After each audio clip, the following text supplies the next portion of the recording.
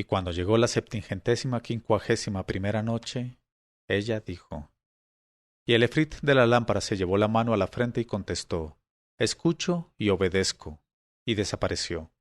Y Aladino fue en busca de su madre y se sentó junto a ella y se puso a hablar con tranquilidad de unas cosas y de otras, sin preocuparse del matrimonio de la princesa, como si no hubiese ocurrido nada de aquello. Y cuando llegó la noche dejó que se acostara su madre y volvió a su habitación, en donde se encerró de nuevo con llave y esperó el regreso del efrit. Y he aquí lo referente a él. He aquí ahora lo que atañe a las bodas del hijo del gran visir.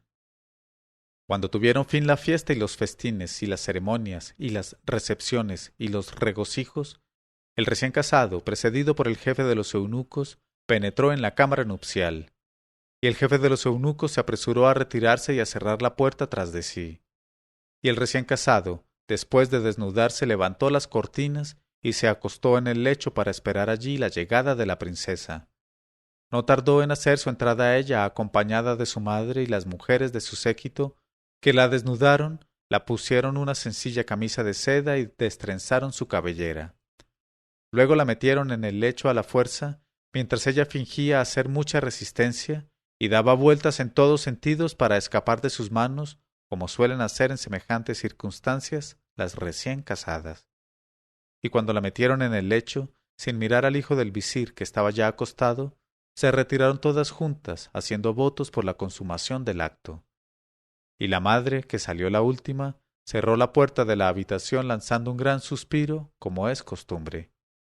No bien estuvieron solos los recién casados, y antes de que tuviesen tiempo de hacerse la menor caricia, sintiéronse de pronto elevados con su lecho sin poder darse cuenta de lo que les sucedía. Y en un abrir y cerrar de ojos se vieron transportados fuera del palacio y depositados en un lugar que no conocían y que no era otro que la habitación de Aladino. Y dejándoles llenos de espanto, el efrit fue a prosternarse ante Aladino y le dijo: Ya se ha ejecutado tu orden, oh mi señor, y heme aquí dispuesto a obedecerte en todo lo que tengas que mandarme. Y le contestó Aladino: Tengo que mandarte que cojas a ese joven y le encierres durante toda la noche en el retrete, y ven aquí a tomar órdenes mañana por la mañana. Y el genio de la lámpara contestó con el oído y la obediencia, y se apresuró a obedecer. Cogió, pues, brutalmente al hijo del visir, y fue a encerrarle en el retrete metiéndole la cabeza en el agujero, y sopló sobre él una bocanada fría y pestilente que le dejó inmóvil como un madero en la postura en que estaba. Y he aquí lo referente a él. En cuanto a Aladino, cuando estuvo solo con la princesa Badrulbudur, a pesar del gran amor que por ella sentía, no pensó ni por un instante en abusar de la situación, y empezó por inclinarse ante ella llevándose la mano al corazón, y le dijo con voz apasionada: Oh princesa, sabe que aquí estás más segura que en el palacio de tu padre el sultán. Si te hallas en este lugar que desconoces, solo es para que no sufras las caricias de ese joven cretino, hijo del visir de tu padre. Y aunque es a mí a quien te prometieron el matrimonio, me guardaré bien de tocarte antes de tiempo y antes de que seas mi esposa legítima por el libro y la suna. Al oír estas palabras de Aladino, la princesa no pudo comprender nada, primeramente porque estaba muy emocionada, y además porque ignoraba la antigua promesa de su padre y todos los pormenores del asunto, y sin saber qué decir se limitó a llorar mucho. Y Aladino, para demostrarle bien que no abrigaba ninguna mala intención con respecto a ella y para tranquilizarla, se tendió vestido en el lecho, en el mismo sitio que ocupaba el hijo del visir, y tuvo la precaución de poner un sable desenvainado entre ella y él para dar a entender que antes se daría la muerte que tocarla, aunque fuese con las puntas de los dedos. Y hasta volvió la espalda a la princesa para no importunarla en manera alguna. Y se durmió con toda tranquilidad, sin volver a ocuparse de la tan deseada presencia de Badrulbudur, como si estuviese solo en su lecho de soltero. En cuanto a la princesa, la emoción que le producía aquella aventura tan extraña y la situación anómala en que se encontraba, y los pensamientos tumultuosos que la agitaban, mezcla de miedo y de asombro, la impidieron pegar los ojos en toda la noche. Pero sin duda tenía menos motivo de queja que el hijo del visir, que estaba en el retrete con la cabeza metida en el agujero y no podía hacer ni un movimiento a causa de la espantosa bocanada que le había echado el efrit para inmovilizarle. De todos modos, la suerte de ambos esposos fue bastante aflictiva y calamitosa para una primera noche de bodas. En este momento de su narración, Sherazada vio aparecer la mañana y se calló discretamente.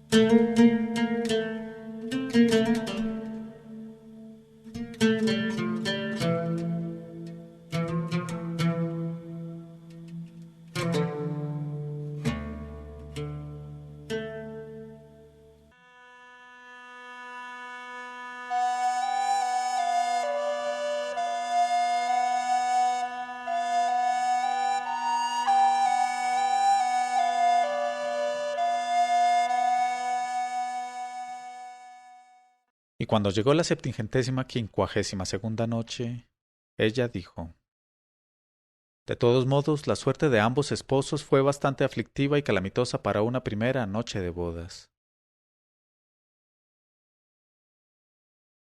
Al siguiente día por la mañana, sin que Aladino tuviese necesidad de frotar la lámpara de nuevo, el efrit, cumpliendo la orden que se le dio, fue solo a esperar que se despertase el dueño de la lámpara. Y como tardara en despertarse, lanzó varias exclamaciones que asustaron a la princesa, a la cual no era posible verle. Y Aladino abrió los ojos, y en cuanto hubo reconocido al efrit, se levantó del lado de la princesa y se separó del lecho un poco, para no ser oído más que por el efrit, y le dijo: Date prisa a sacar del retrete al hijo del visir, y vuelve a dejarle en la cama en el sitio que ocupaba. Luego llévalos a ambos al palacio del sultán, dejándolos en el mismo lugar de donde los trajiste. Y sobre todo, vigílales bien para impedirles que se acaricien, ni siquiera que se toquen. Y el efrit de la lámpara contestó con el oído y la obediencia, y se apresuró primero a quitar el frío al joven del retrete y a ponerle en el lecho, al lado de la princesa, para transportar enseguida a ambos a la cámara nupcial del palacio del sultán, en menos tiempo del que se necesita para parpadear, sin que pudiesen ellos ver ni comprender lo que les sucedía, ni a qué obedecía tan rápido cambio de domicilio. Y a fe que era lo mejor que podía ocurrirles, porque la sola vista del espantable genio servidor de la lámpara, sin duda alguna les habría asustado hasta morir. Y he aquí que, apenas el efrit transportó a los dos recién casados a la habitación del palacio, el sultán y su esposa hicieron su entrada matinal, impacientes por saber cómo había pasado su hija aquella noche de bodas, y deseosos de felicitarla y de ser los primeros en verla para desearle dicha y delicias prolongadas. Y muy emocionados se acercaron al lecho de su hija y la besaron con ternura entre ambos ojos, diciéndole: Bendita sea tu unión, oh hija de nuestro corazón, y ojalá veas germinar de tu fecundidad una larga sucesión de descendientes hermosos e ilustres que perpetúen la gloria y la nobleza de tu raza. Ah, dinos cómo has pasado esta primera noche y de qué manera se ha portado contigo tu esposo. Y tras de hablar así se callaron aguardando su respuesta. Y he aquí que de pronto vieron que en lugar de mostrar un rostro fresco y sonriente, estallaba a ella en sollozos y les miraba con ojos muy abiertos, tristes y preñados de lágrimas. Entonces quisieron interrogar al esposo y miraron hacia el lado del lecho en que creían que aún estaría acostado, pero precisamente en el mismo momento en que entraron ellos, había salido él de la habitación para lavarse todas las inmundicias con que tenía embadurnada la cara, y creyeron que había ido al hammam del palacio para tomar el baño, como es costumbre después de la consumación del acto. Y de nuevo se volvieron hacia su hija y le interrogaron ansiosamente, con el gesto, con la mirada y con la voz, acerca del motivo de sus lágrimas y su tristeza. Y como continuara ella callada, creyeron que sólo era el pudor propio de la primera noche de bodas lo que la impedía hablar, y que sus lágrimas eran lágrimas propias de las circunstancias, y esperaron un momento. Pero como la situación amenazaba con durar mucho tiempo, y el llanto de la princesa aumentaba, a la reina le faltó paciencia, y acabó por decir a la princesa con tono malhumorado: Vaya, hija mía, ¿quieres contestarme y contestar a tu padre ya? ¿Y vas a seguir así por mucho rato todavía? También yo, hija mía, estuve recién casada como tú, y antes que tú, pero supe tener tacto para no prolongar con exceso esas actitudes de gallina asustada. Y además, te olvidas de que al presente nos estás faltando al respeto que nos debes con no contestar a nuestras preguntas. Al oír estas palabras de su madre, que se había puesto seria, la pobre princesa, abrumada en todos sentidos a la vez, se vio obligada a salir del silencio que guardaba y lanzando un suspiro prolongado y muy triste contestó: Alá me perdone si falté al respeto que debo a mi padre y a mi madre, pero me disculpe el hecho de estar en extremo turbada y muy emocionada, y muy triste y muy estupefacta de todo lo que me ha ocurrido esta noche. Y contó todo lo que le había sucedido la noche anterior, no como las cosas habían pasado realmente, sino sólo como pudo juzgar acerca de ellas con sus ojos.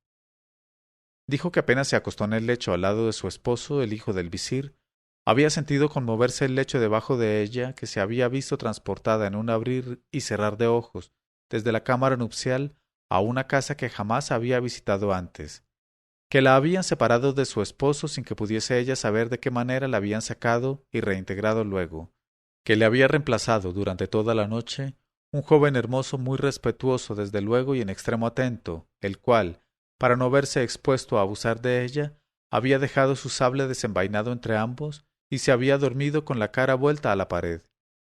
Y por último, que a la mañana, vuelto ya al lecho su esposo, de nuevo se la había transportado con él a su cámara nupcial del palacio, apresurándose él a levantarse para correr al hammam, con objeto de limpiarse un cúmulo de cosas horribles que le cubrían la cara. Y añadió: y en ese momento os vi entrar a ambos para darme los buenos días y pedirme noticias. ¡Ay de mí! Ya solo me resta morir. Y tras de hablar así, escondió la cabeza en las almohadas, sacudida por sollozos dolorosos. Cuando el sultán y su esposa oyeron estas palabras de su hija Badrulbudur, se quedaron estupefactos, y mirándose con los ojos en blanco y las caras alargadas, sin dudar ya de que hubiese ella perdido la razón aquella noche en que su virginidad fue herida por primera vez, y no quisieron dar fe a ninguna de sus palabras, y su madre le dijo con voz confidencial. En este momento de su narración, Sherazada vio aparecer la mañana y se calló discretamente.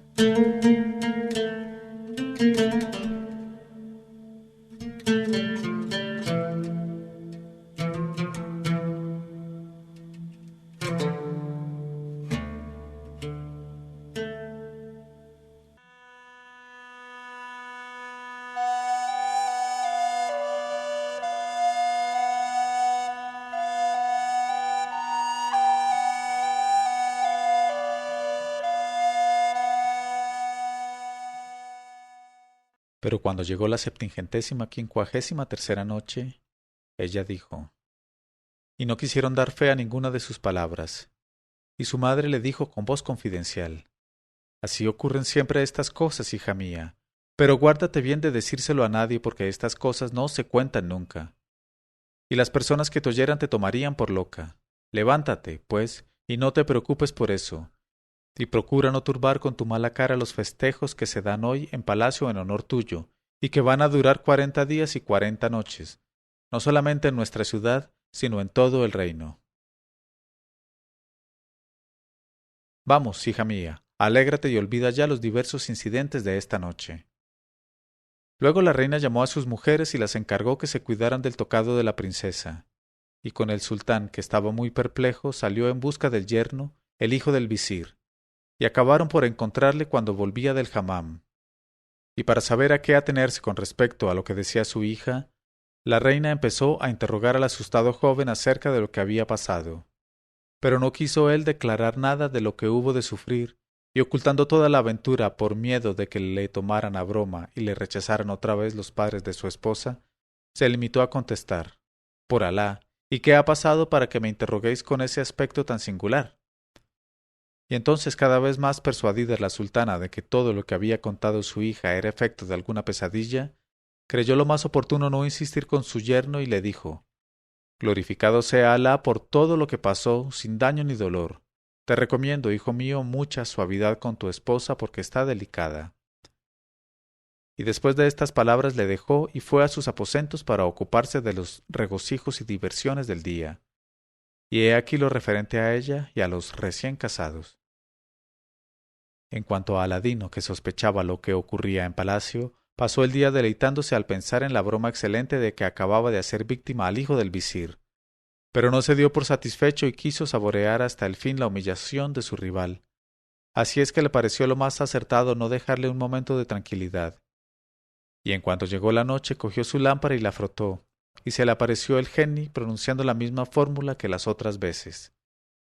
Y le dijo a Aladino: «Oh servidor de la lámpara, ve al palacio del sultán, y en cuanto veas acostados juntos a los recién casados, cógelos con lecho y todo y tráemelos aquí como hiciste la noche anterior». Y el geni se apresuró a ejecutar la orden, y no tardó en volver con su carga, depositándola en el cuarto de Aladino para coger enseguida al hijo del visir y meterle de cabeza en el retrete. Y no dejó a Aladino de ocupar el sitio vacío y de acostarse al lado de la princesa, pero con tanta decencia como la vez primera. Y tras de colocar el sable entre ambos, se volvió de cara a la pared y se durmió tranquilamente. Y al día siguiente todo ocurrió exactamente igual que la víspera, pues el efrit, siguiendo las órdenes de Aladino, volvió a dejar al joven junto a Badrul Budur y les transportó a ambos con el lecho a la cámara nupcial del palacio del sultán. Pero el sultán, más impaciente que nunca por saber de su hija después de la segunda noche, llegó a la cámara nupcial en aquel mismo momento, completamente solo, porque temía el mal humor de su esposa la sultana, y prefería interrogar por sí mismo a la princesa. Y no bien el hijo del visir, en el límite de la mortificación, oyó los pasos del sultán, saltó del lecho y huyó fuera de la habitación para correr a limpiarse en el hammam. Y entró el sultán y se acercó al lecho de su hija, y levantó las cortinas, y después de besar a la princesa le dijo: «Supongo, hija mía, que esta noche no habrás tenido una pesadilla tan horrible como la que ayer nos contaste con sus extravagantes peripecias. Vaya, ¿quieres decirme cómo has pasado esta noche?». Pero en vez de contestar, la princesa rompió en sollozos y se tapó la cara con las manos para no ver los ojos irritados de su padre, que no comprendía nada de todo aquello.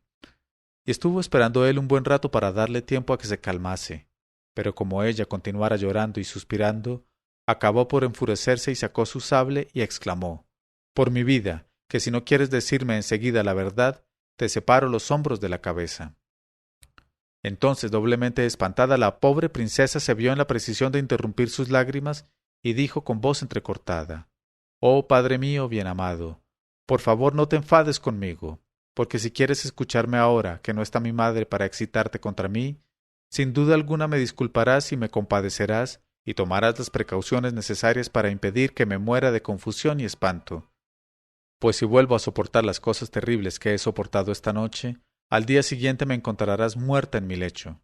Ten piedad de mí, pues, oh Padre mío, y deja que tu oído y tu corazón se compadezcan de mis penas y de mi emoción». En este momento de su narración, Sherazada vio aparecer la mañana y se calló discretamente.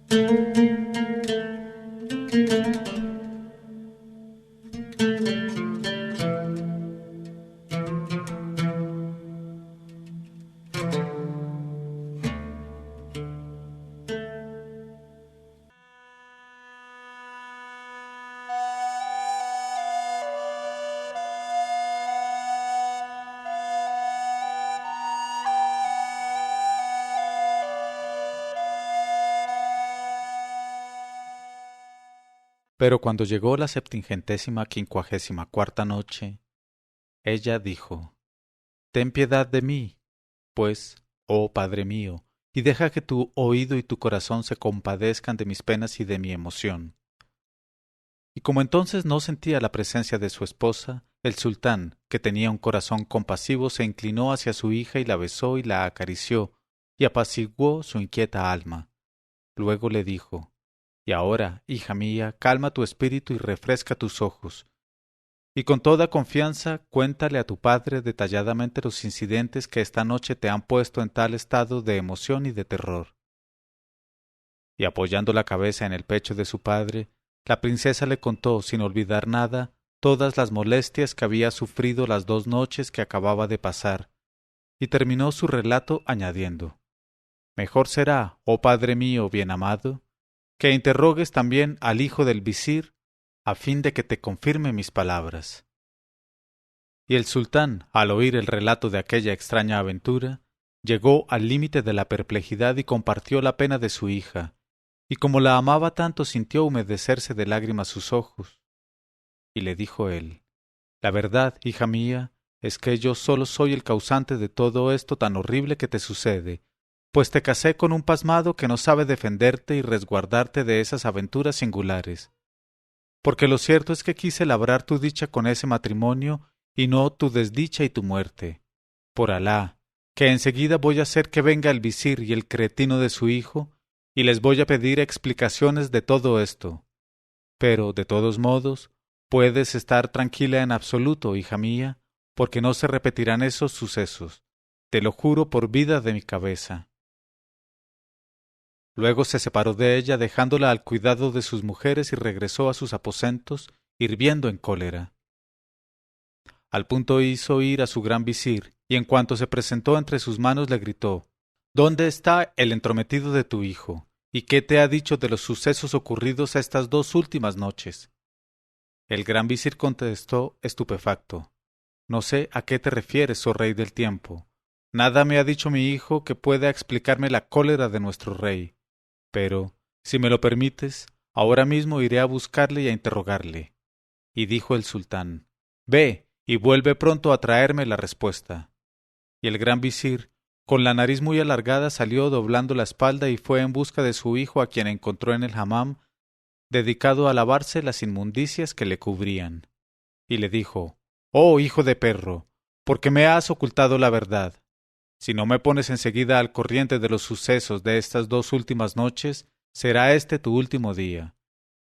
Y el hijo bajó la cabeza y contestó: Ay, oh padre mío, sólo la vergüenza me impidió hasta el presente revelarte las enfadosas aventuras de estas 2 últimas noches y los incalificables tratos que sufrí, sin tener posibilidad de defenderme, ni siquiera de saber cómo y en virtud de qué poderes enemigos nos ha sucedido todo eso a ambos en nuestro lecho. Y contó a su padre la historia con todos sus detalles, sin olvidar nada, pero no hay utilidad en repetirla. Y añadió: En cuanto a mí, oh padre mío, prefiero la muerte a semejante vida, y hago ante ti el triple juramento del divorcio definitivo con la hija del sultán. Te suplico, pues, que vayas en busca del sultán y le hagas admitir la declaración de nulidad de mi matrimonio con su hija Badrul Budur, porque es el único medio de que cesen esos malos tratos y de tener tranquilidad. Y entonces podré dormir en mi lecho en lugar de pasarme las noches en los retretes. Al oír estas palabras de su hijo, el gran visir quedó muy apenado, porque la aspiración de su vida había sido ver casado a su hijo con la hija del sultán, y le costaba mucho trabajo renunciar a tan gran honor. Así es que, aunque convencido de la necesidad del divorcio en tales circunstancias, dijo a su hijo: Claro, oh hijo mío, que no es posible soportar por más tiempo semejantes tratos, pero piensa en lo que pierdes con ese divorcio. ¿No será mejor tener paciencia todavía una noche, durante la cual vigilaremos todos juntos a la cámara nupcial, con los eunucos armados de sables y de palos? ¿Qué te parece? El hijo contestó: Haz lo que gustes, oh gran visir, padre mío. En cuanto a mí, estoy resuelto a no entrar ya en esa habitación de brea. Entonces el visir separóse de su hijo y fue en busca del rey.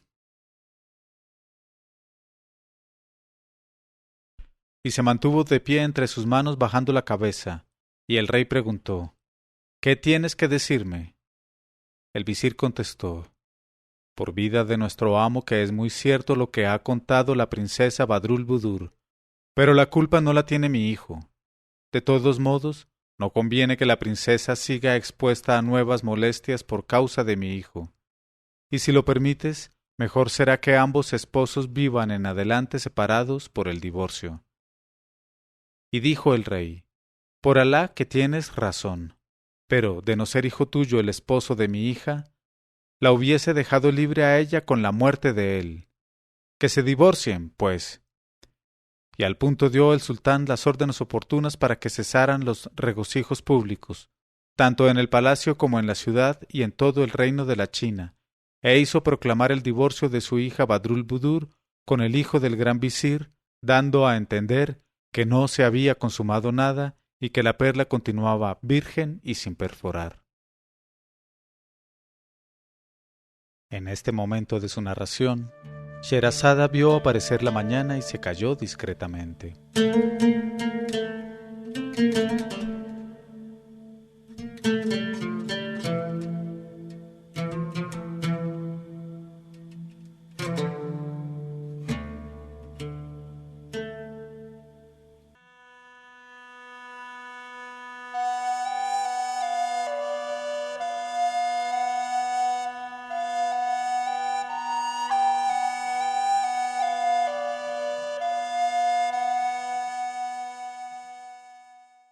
Pero cuando llegó la 755ª noche, ella dijo, e hizo proclamar el divorcio de su hija Badrulbudur con el hijo del gran visir, dando a entender que no se había consumado nada y que la perla continuaba virgen y sin perforar. En cuanto al hijo del gran visir, el sultán, por consideración a su padre, le nombró gobernador de una provincia lejana de China y le dio orden de partir sin demora, lo cual fue ejecutado. Cuando Aladino, al mismo tiempo que los habitantes de la ciudad, se enteró por la proclama de los pregoneros públicos del divorcio de Badrulbudur, sin haberse consumado el matrimonio, y de la partida del burlado, se dilató hasta el límite de la dilatación y se dijo: Bendita sea esta lámpara maravillosa, causa inicial de todas mis prosperidades. Preferible es que haya tenido lugar el divorcio sin una intervención más directa del genio de la lámpara, el cual, sin duda, habría acabado con ese cretino. Y también me alegro de que hubiese tenido éxito su venganza sin que nadie, ni el rey, ni el gran visir, ni su misma madre sospechara la parte que había tenido él en todo aquel asunto. Y sin preocuparse ya, como si no hubiese ocurrido nada anómalo desde su petición de matrimonio, esperó con toda tranquilidad a que transcurriesen los 3 meses del plazo exigido, enviando a palacio, en la mañana que siguió al último día del plazo consabido, a su madre, vestida con sus trajes mejores para que recordase al sultán su promesa. Y he aquí que, en cuanto entró en el diván la madre de Aladino, el sultán, que estaba dedicado a despachar los asuntos del reino, como de costumbre, dirigió la vista hacia ella y la reconoció enseguida. Y no tuvo ella necesidad de hablar, porque el sultán recordó por sí mismo la promesa que le había dado y el plazo que había fijado. Y se encaró con su gran visir y le dijo: Aquí está, oh visir, la madre de Aladino. Ella fue quien nos trajo, hace 3 meses, la maravillosa porcelana llena de pedrerías. Y me parece que, con motivo de expirar el plazo, viene a pedirme el cumplimiento de la promesa que le hice concerniente a mi hija. Bendito sea Alá, que no ha permitido el matrimonio de tu hijo, para que así haga honor a la palabra dada, cuando olvidé mis compromisos por ti. Y el visir, que en su fuero interno seguía estando muy despechado por todo lo ocurrido, contestó: Claro, oh mi señor, que jamás los reyes deben olvidar sus promesas. Pero el caso es que, cuando se casa a la hija, debe uno informarse acerca del esposo, y nuestro amo el rey no ha tomado informes de este Aladino y de su familia. Pero yo sé que es hijo de un pobre sastre muerto en la miseria y de baja condición. ¿De dónde puede venirle la riqueza al hijo de un sastre? El rey dijo: La riqueza viene de Alá, oh visir. El visir dijo: Así es, oh rey, pero no sabemos si ese Aladino es tan rico realmente como su presente dio a entender. Para estar seguros no tendrá el rey más que pedir por la princesa una dote tan considerable que sólo pueda pagarla un hijo de rey o de sultán. Y de tal suerte el rey casará a su hija sobre seguro, sin correr el riesgo de darle otra vez un esposo indigno de sus méritos. Y dijo el rey: De tu lengua brota elocuencia, oh visir. Di que se acerque esa mujer para que yo le hable. Y el visir hizo una seña al jefe de los guardias que mandó avanzar hasta el pie del trono a la madre de Aladino. Entonces la madre de Aladino se prosternó y besó la tierra por 3 veces entre las manos del rey, quien le dijo: Has de saber, oh tía, que no he olvidado mi promesa, pero hasta el presente no hablé aún de la dote exigida por mi hija, cuyos méritos son muy grandes. Dirás, pues, a tu hijo que se efectuará su matrimonio con mi hija el Set Badrulbudur, cuando me haya enviado lo que exijo como dote para mi hija, a saber, 40 fuentes de oro macizo, llenas hasta los bordes de las mismas especies de pedrerías en forma de frutas de todos colores y todos tamaños, como las que me envió en la fuente de porcelana. Y estas fuentes las traerán a palacio 40 esclavas jóvenes, bellas como lunas, que serán conducidas por 40 esclavos negros, jóvenes y robustos, e irán todos formados en cortejo, vestidos con mucha magnificencia, y vendrán a depositar en mis manos las 40 fuentes de pedrerías. Y eso es todo lo que pido, mi buena tía, pues no quiero exigir más a tu hijo en consideración al presente que me ha entregado ya. Y la madre de Aladino, muy aterrada por aquella petición exorbitante, se limitó a prosternarse por segunda vez ante el trono y se retiró para ir a dar cuenta de su misión a su hijo. Y le dijo, «Oh, hijo mío, ya te aconsejé desde un principio que no pensaras en el matrimonio con la princesa Badrulbudur». Y suspirando mucho, contó a su hijo la manera muy afable, desde luego, que tuvo de recibirla el sultán, y las condiciones que ponía antes de consentir definitivamente en el matrimonio. Y añadió, «Qué locura la tuya, oh hijo mío. Admito lo de las fuentes de oro y las pedrerías exigidas, porque imagino que serás lo bastante sensato para ir al subterráneo a despojar a los árboles de sus frutas encantadas. Pero ¿quieres decirme cómo vas a arreglarte para disponer de las 40 esclavas jóvenes y de los 40 jóvenes negros? Ah, hijo mío, la culpa de esta pretensión tan exorbitante la tiene también ese maldito visir, porque le vi inclinado al oído del rey cuando yo entraba, y a hablarle en secreto. Créeme, Aladino, renuncia a ese proyecto que te llevará a la perdición sin remedio. Pero Aladino se limitó a sonreír y contestó a su madre, por Alá, oh madre, que al verte entrar con esa cara tan triste creí que ibas a darme una mala noticia. Pero ya veo que te preocupas siempre por cosas que verdaderamente no valen la pena, porque has de saber que todo lo que acaba de pedirme el rey como precio de su hija no es nada en comparación con lo que realmente podría darle. Refresca pues tus ojos y tranquiliza tu espíritu. Y por tu parte no pienses más que en preparar la comida, pues tengo hambre, y deja para mí el cuidado de complacer al rey». En este momento de su narración, Sherazada vio aparecer la mañana y se calló discretamente.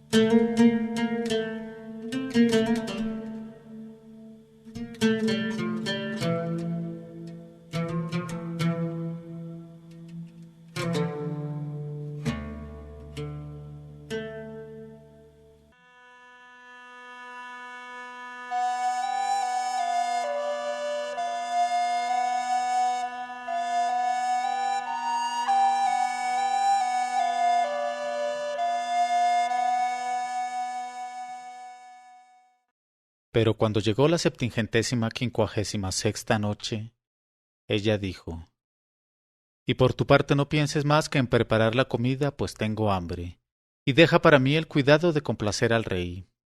Y he aquí que en cuanto la madre salió para ir al zoco a comprar las provisiones necesarias, Aladino se apresuró a encerrarse en su cuarto, y cogió la lámpara y la frotó en el sitio que sabía, y al punto apareció el geni, quien después de inclinarse ante él dijo, «Aquí tienes entre tus manos a tu esclavo. ¿Qué quieres? Habla». «Soy el servidor de la lámpara en el aire por donde vuelo y en la tierra por donde me arrastro». Y Aladino le dijo, «Sabe, oh Efrit, que el sultán consiente en darme a su hija la maravillosa Badrulbudur, a quien ya conoces, pero lo hace a condición de que le envíe lo más pronto posible 40 bandejas de oro macizo de pura calidad, llenas hasta los bordes de frutas de pedrería semejantes a las de la fuente de porcelana, que las cogí en los árboles del jardín que hay en el sitio donde encontré la lámpara de que eres servidor. Pero no es eso todo. Para llevar esas bandejas de oro llenas de pedrerías me pide, además, 40 esclavas jóvenes y bellas como lunas, que han de ser conducidas por 40 negros jóvenes, hermosos, fuertes y vestidos con mucha magnificencia. Eso es lo que, a mi vez, exijo de ti. Date prisa a complacerme en virtud del poder que tengo sobre ti como dueño de la lámpara».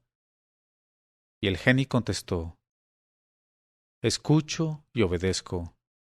Y desapareció, pero para volver al cabo de un momento. y le acompañaban los 80 esclavos consabidos, hombres y mujeres, a los que puso en fila en el patio a lo largo del muro de la casa. Y cada una de las esclavas llevaba en la cabeza una bandeja de oro macizo, llena hasta el borde de perlas, diamantes, rubíes, esmeraldas, turquesas y otras 1000 especies de pedrerías en forma de frutas de todos colores y de todos tamaños. Y cada bandeja estaba cubierta con una gasa de seda con florones de oro en el tejido.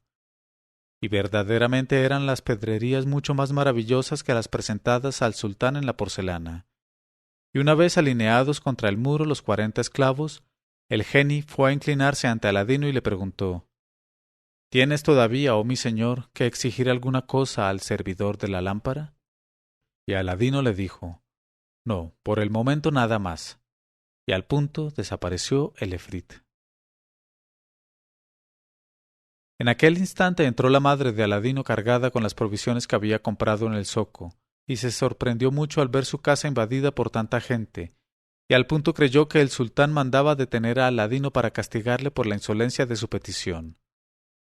Pero no tardó Aladino en disuadirla de ello, pues sin darle lugar a quitarse el velo del rostro le dijo: No pierdas el tiempo en levantarte el velo, oh madre, porque vas a verte obligada a salir sin tardanza para acompañar al palacio a estos esclavos que ves formados en el patio. Como puedes observar, las 40 esclavas llevan la dote reclamada por el sultán como precio de su hija. Te ruego, pues, que antes de preparar la comida me prestes el servicio de acompañar al cortejo para presentárselo al sultán. Inmediatamente la madre de Aladino hizo salir de la casa por orden a los 80 esclavos, formándolos en hilera por parejas. Una esclava joven precedida de un negro, y así sucesivamente hasta la última pareja. Y cada pareja estaba separada de la anterior por espacio de 10 pies. Y cuando traspuso la puerta la última pareja, la madre de Aladino echó a andar detrás del cortejo.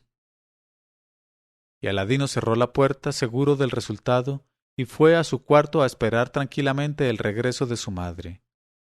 En cuanto salió a la calle la primera pareja, comenzaron a aglomerarse los transeúntes, y cuando estuvo completo el cortejo, la calle habíase llenado de una muchedumbre inmensa que prorrumpía en murmullos y exclamaciones. Y acudió todo el zoco para ver el cortejo y admirar un espectáculo tan magnífico y tan extraordinario, porque cada pareja era por sí sola una cumplida maravilla, pues su atavío admirable de gusto y esplendor, su hermosura, compuesta de una belleza blanca de mujer y una belleza negra de negro, su buen aspecto, su continente aventajado, su marcha reposada y cadenciosa, a igual distancia, el resplandor de la bandeja de pedrerías que llevaba en la cabeza cada joven, los destellos lanzados por las joyas engastadas en los cinturones de oro de los negros, las chispas que brotaban de sus gorros de brocato en que balanceábanse airones, todo aquello constituía un espectáculo arrebatador, a ningún otro parecido, que hacía que ni por un instante dudase el pueblo de que se trataba de la llegada a palacio de algún asombroso hijo de rey o de sultán. Y en medio de la estupefacción de todo un pueblo acabó el cortejo por llegar a palacio, y no bien los guardias y porteros divisaron a la primera pareja, llegaron a tal estado de maravilla que, poseídos de respeto y admiración, se formaron espontáneamente en 2 filas para que pasaran. Y su jefe, al ver al primer negro, convencido de que iba a visitar al rey y el sultán de los negros en persona, avanzó hacia él y se prosternó y quiso besarle la mano, pero entonces vio la hilera maravillosa que le seguía, y al mismo tiempo le dijo el primer negro sonriendo, porque había recibido del efrit las instrucciones necesarias: Yo y todos nosotros no somos más que esclavos del que vendrá cuando llegue el momento oportuno. Y tras de hablar así, franqueó la puerta seguido de la joven que llevaba la bandeja de oro y de toda la hilera de parejas armoniosas. Y los 80 esclavos franquearon el primer patio y fueron a ponerse en fila por orden en el segundo patio, al cual daba el diván de recepción. En cuanto el sultán, que en aquel momento despachaba los asuntos del reino, vio en el patio aquel cortejo magnífico que borraba con su esplendor el brillo de todo lo que él poseía en el palacio, hizo desalojar el diván inmediatamente y dio orden de recibir a los recién llegados. Y entraron éstos gravemente de dos en dos, y se alinearon con lentitud, formando una gran media luna ante el trono del sultán. Y cada una de las esclavas jóvenes, ayudada por su compañero negro, depositó en la alfombra la bandeja que llevaba. Luego se prosternaron a la vez los 80 y besaron la tierra entre las manos del sultán, levantándose enseguida.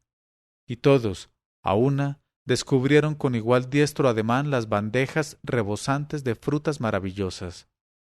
Y con los brazos cruzados sobre el pecho permanecieron de pie en actitud del más profundo respeto.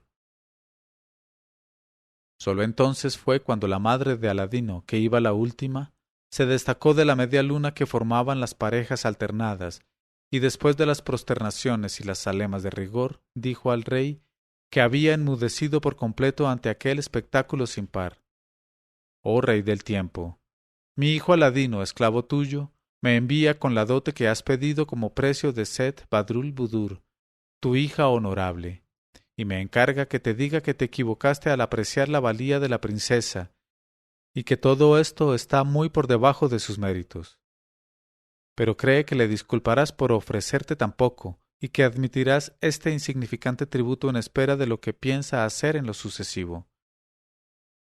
Así habló la madre de Aladino, pero el rey, que no estaba en estado de escuchar lo que ella le decía, seguía absorto y con los ojos muy abiertos ante el espectáculo que se ofrecía a su vista, y miraba alternativamente las 40 bandejas, el contenido de las 40 bandejas, las esclavas jóvenes que habían llevado las 40 bandejas, y los jóvenes negros que habían acompañado a las portadoras de las bandejas, y no sabía qué debía admirar más, si aquellas joyas que eran las más extraordinarias que vio nunca en el mundo, o aquellas esclavas jóvenes que eran como lunas, o aquellos esclavos negros que se dirían otros tantos reyes.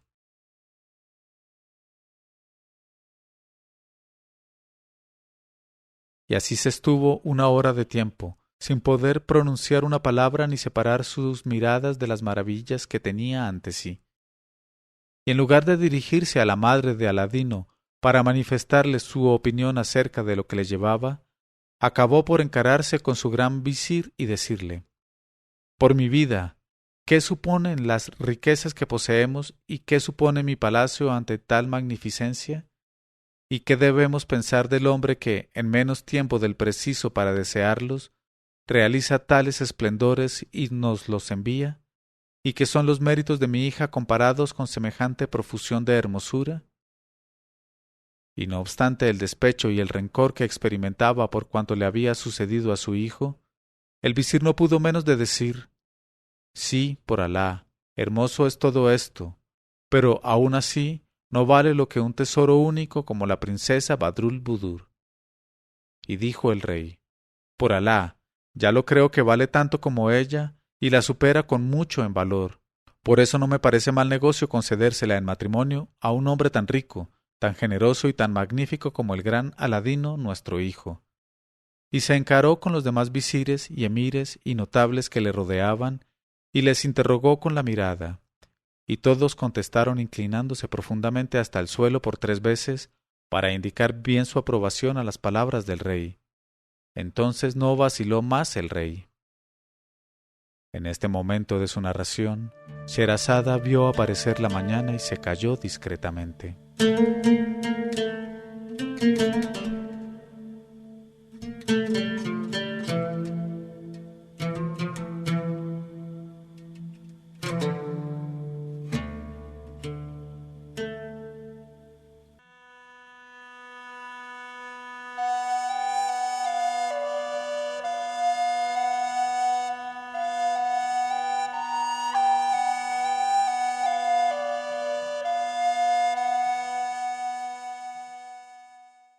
Pero cuando llegó la 757ª noche, ella dijo, y todos contestaron inclinándose profundamente hasta el suelo por 3 veces para indicar bien su aprobación a las palabras del rey. Entonces no vaciló más el rey, y sin preocuparse ya de saber si Aladino reunía todas las cualidades requeridas para ser esposo de una hija de rey, se encaró con la madre de Aladino y le dijo: Oh venerable madre de Aladino, te ruego que vayas a decir a tu hijo que desde este instante ha entrado en mi raza y en mi descendencia, y que ya no aguardo más que a verle para besarle como un padre besaría a su hijo, y para unirle a mi hija Badrul Budur por el libro y la suna. Y después de las alemas, por una y otra parte, la madre de Aladino se apresuró a retirarse para volar enseguida a su casa, desafiando a la rapidez del viento, y poner a su hijo Aladino al corriente de lo que acababa de pasar. Y le apremió para que se diera prisa a presentarse al rey, que tenía la más viva impaciencia por verle. Y Aladino, que con aquella noticia veía satisfechos sus anhelos después de tan larga espera, no quiso dejar ver cuán embriagado de alegría estaba, y contestó con aire muy tranquilo y acento mesurado: Toda esta dicha me viene de Alá y de tu bendición, oh madre, y de tu celo infatigable. Y le besó las manos y le dio muchas gracias, y le pidió permiso para retirarse a su cuarto, a fin de prepararse para ir a ver al sultán. No bien estuvo solo, Aladino cogió la lámpara mágica, que hasta entonces había sido de tanta utilidad para él, y la frotó como de ordinario. Y al instante apareció el efrit, quien, después de inclinarse ante él, le preguntó con la fórmula habitual qué servicio podía prestarle. Y Aladino contestó: Oh efrit de la lámpara, deseo tomar un baño, y para después del baño quiero que me traigas un traje que no tenga igual en magnificencia entre los sultanes más grandes de la tierra, y tan bueno que los inteligentes puedan estimarlo en más de 1000 millares de dinares de oro por lo menos. Y basta por el momento. Entonces, tras de inclinarse en prueba de obediencia, el efrit de la lámpara dobló completamente el espinazo y dijo a Aladino: Móntate en mis hombros, oh dueño de la lámpara. Y Aladino se montó en los hombros del efrit, dejando colgar sus piernas sobre el pecho del geni. Y el efrit le elevó por los aires, haciéndole invisible como él lo era, y le transportó a un hammam tan hermoso que no podría encontrársele igual en casa de los reyes y caisares. Y el hammam era todo de jade y alabastro transparente, con piscinas de cornalina rosa y coral blanco, y con ornamentos de piedra de esmeralda de una delicadeza encantadora. Y verdaderamente podían deleitarse allá los ojos y los sentidos, porque en aquel recinto nada molestaba a la vista en el conjunto ni en los detalles. Y era deliciosa la frescura que se sentía allí, y el calor estaba graduado y proporcionado, y no había ni un bañista que turbara con su presencia o con su voz la paz de las bóvedas blancas. Pero en cuanto el geni dejó a Aladino en el estrado de la sala de entrada, apareció ante él un joven efrit de lo más hermoso, semejante a una muchacha, aunque más seductor, y le ayudó a desnudarse, y le echó por los hombros una toalla grande perfumada, y le cogió con mucha precaución, y le condujo a la más hermosa de las salas, que estaba toda pavimentada de pedrerías de colores diversos. Y al punto fueron a cogerle de manos de su compañero otros jóvenes efrits, no menos bellos y no menos seductores, y le sentaron cómodamente en un banco de mármol, y se dedicaron a frotarle y a lavarle con varias clases de aguas de olor. Le dieron masaje con un arte admirable, y volvieron a lavarle con agua de rosas almizclada. Y sus sabios cuidados le pusieron la tez tan fresca como un pétalo de rosa blanca y encarnada, a medida de los deseos. Y se sintió ligero hasta el punto de poder volar como los pájaros. Y el joven y hermoso efrit que habíale conducido se presentó para volver a cogerle y llevarle al estrado, donde le ofreció como refresco un delicioso sorbete de ámbar gris. Y se encontró con el geni de la lámpara, que tenía entre sus manos un traje de suntuosidad incomparable. Y ayudado por el joven efrit de manos suaves, se puso aquella magnificencia, y estaba semejante a cualquier rey entre los grandes reyes, aunque tenía mejor aspecto aún. Y de nuevo le tomó el efrit sobre sus hombros y le llevó, sin sacudidas, a la habitación de su casa. Entonces Aladino se encaró con el efrit de la lámpara y le dijo: ¿Y ahora sabes lo que tienes que hacer? El geni contestó: No, oh dueño de la lámpara, pero ordena y obedeceré en los aires por donde vuelo o en la tierra por donde me arrastro. Y dijo Aladino: Deseo que me traigas un caballo de pura raza, que no tenga hermano en hermosura ni en las caballerías del sultán, ni en las de los monarcas más poderosos del mundo. y es preciso que sus arreos valgan por sí solos 1.000 millares de dinares de oro por lo menos. Al mismo tiempo me traerás 48 esclavos jóvenes, bien formados, de talla aventajada y llenos de gracia, vestidos con mucha limpieza, elegancia y riqueza, para que abran la marcha delante de mi caballo, 24 de ellos puestos en 2 hileras de a 12, mientras los otros 24 irán detrás de mí, en 2 hileras de a 12 también. Tampoco has de olvidarte, sobre todo, de buscar para el servicio de mi madre 12 jóvenes como lunas, únicas en su especie, vestidas con mucho gusto y magnificencia, y llevando en los brazos cada una un traje de tela y color diferentes, y con el cual pueda vestirse con toda confianza una hija de rey. Por último, a cada uno de mis 48 esclavos le darás, para que se lo cuelgue al cuello, un saco con 5.000 dinares de oro, a fin de que haga yo de ello el uso que me parezca. Y eso es todo lo que deseo de ti por hoy. En este momento de su narración, Sherazada vio aparecer la mañana y se calló discretamente.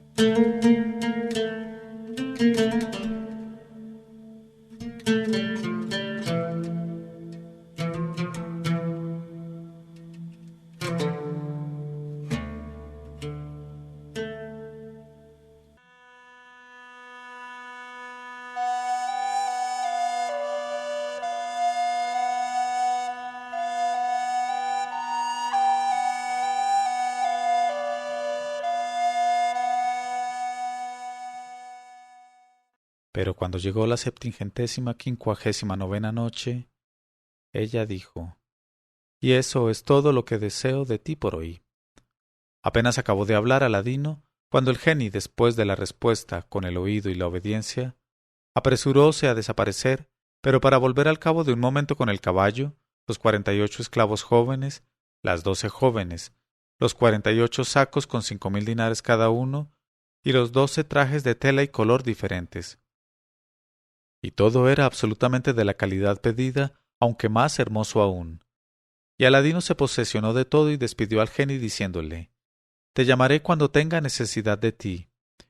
Y sin pérdida de tiempo se despidió de su madre, besándola una vez más las manos, y puso a su servicio a las 12 esclavas jóvenes, recomendándoles que no dejaran de hacer todo lo posible por tener contenta a su ama, y que le enseñaran la manera de ponerse los hermosos trajes que habían llevado. Tras de lo cual Aladino se apresuró a montar a caballo y a salir al patio de la casa. Y aunque subía entonces por primera vez a lomos de un caballo, supo sostenerse con una elegancia y una firmeza que le hubieran envidiado los más consumados jinetes, y se puso en marcha con arreglo al plan que había imaginado para el cortejo, precedido por 24 esclavos formados en 2 hileras de a 12, acompañado por 4 esclavos que iban a ambos lados llevando los cordones de la gualdrapa del caballo, y seguido por los demás que cerraban la marcha. Cuando el cortejo echó a andar por las calles, se aglomeró en todas partes, lo mismo en zocos que en ventanas y terrazas, una inmensa muchedumbre mucho más considerable que la que había acudido a ver al primer cortejo, y siguiendo las órdenes que les había dado Aladino, los 48 esclavos empezaron a coger oro de sus sacos y a arrojárselo a puñados a derecha y a izquierda al pueblo que se aglomeraba a su paso. Y resonaban por toda la ciudad las aclamaciones, no sólo a causa de la generosidad del magnífico donador, sino también a causa de la belleza del jinete y de sus esclavos espléndidos. Porque en su caballo, Aladino estaba verdaderamente muy arrogante, con su rostro al que la virtud de la lámpara mágica hacía aún más encantador, con su aspecto real y el airón de diamantes que se balanceaba sobre su turbante. Y así fue como, en medio de las aclamaciones y la admiración de todo un pueblo, Aladino llegó a palacio precedido por el rumor de su llegada, y todo estaba preparado allí para recibirle con todos los honores debidos al esposo de la princesa Badrul Budur. Y he aquí que el sultán le esperaba precisamente en la parte alta de la escalera de honor, que empezaba en el segundo patio. Y no bien Aladino echó pie a tierra ayudado por el propio gran visir que le tenía el estribo, el sultán descendió en honor suyo 2 o 3 escalones, y Aladino subió en dirección a él y quiso prosternarse entre sus manos, pero se lo impidió el sultán, que recibióla en sus brazos y le besó como si de su propio hijo se tratara, maravillado de su arrogancia, de su buen aspecto y de la riqueza de sus atavíos. y en el mismo momento retembló el aire con las aclamaciones lanzadas por todos los emires, visires y guardias, y con el sonido de trompetas, clarinetes, oboes y tambores. Y pasando el brazo por el hombro de Aladino, el sultán le condujo al salón de recepciones, y le hizo sentarse a su lado en el lecho del trono, y le besó por segunda vez y le dijo: «Por Alá, oh hijo mío Aladino, que siento mucho que mi destino no me haya hecho encontrarte antes de este día, y haber diferido así 3 meses tu matrimonio con mi hija Badrulbudur, esclava tuya». Y le contestó Aladino de una manera encantadora, que el sultán sintió aumentar el cariño que le tenía. Y le dijo: «En verdad, oh Aladino, ¿qué rey no anhelaría que fueras el esposo de su hija?». Y se puso a hablar con él y a interrogarle con mucho afecto, admirándose de la prudencia de sus respuestas y de la elocuencia y sutileza de sus discursos. Y mandó preparar en la misma sala del trono un festín magnífico, y comió solo con Aladino, haciéndose servir por el gran visir, a quien se le había alargado con el despecho la nariz hasta el límite del alargamiento, y por los emires y los demás altos dignatarios. Cuando terminó la comida, el sultán, que no quería prolongar por más tiempo la realización de su promesa, mandó llamar al cadí y a los testigos, y les ordenó que redactaran inmediatamente el contrato de matrimonio de Aladino y su hija la princesa Badrulbudur, y en presencia de los testigos, el cadí se apresuró a ejecutar la orden y a extender el contrato con todas las fórmulas requeridas por el libro y la suna. Y cuando el cadí hubo acabado, el sultán besó a Aladino y le dijo: «Oh hijo mío, ¿penetrarás en la cámara nupcial para que tenga efecto la consumación esta misma noche?». Y contestó Aladino: «Oh rey del tiempo, sin duda que penetraría esta misma noche para que tuviese efecto la consumación, si no escuchase otra voz que la del gran amor que experimento por mi esposa. Pero deseo que la cosa se haga en un palacio digno de la princesa y que le pertenezca en propiedad. Permíteme, pues, que aplace la plena realización de mi dicha hasta que haga construir el palacio que le destino. Y a este efecto te ruego que me otorgues la concesión de un vasto terreno situado frente por frente de tu palacio, a fin de que mi esposa no esté alejada de su padre y yo mismo esté siempre cerca de ti para servirte. Y por mi parte me comprometo a hacer construir este palacio en el plazo más breve posible». Y el sultán contestó: «Ah, hijo mío, no tienes necesidad de pedirme permiso para eso. Apropiate de todo el terreno que te haga falta enfrente de mi palacio. Pero te ruego que procures se acabe ese palacio lo más pronto posible, pues quisiera gozar de la posteridad de mi descendencia antes de morir». Y Aladino sonrió y dijo: «Tranquilice su espíritu el rey respecto a esto. Se construirá el palacio con más diligencia de la que pudiera esperarse». Y se despidió del sultán, que le besó con ternura, y regresó a su casa con el mismo cortejo que le había acompañado, y seguido por las aclamaciones del pueblo y por votos de dicha y prosperidad. En cuanto entró a su casa, puso a su madre al corriente de lo que había pasado, y se apresuró a retirarse a su cuarto completamente solo, y cogió la lámpara mágica y la frotó como de ordinario. En este momento de su narración, Sherazada vio aparecer la mañana y se calló discretamente.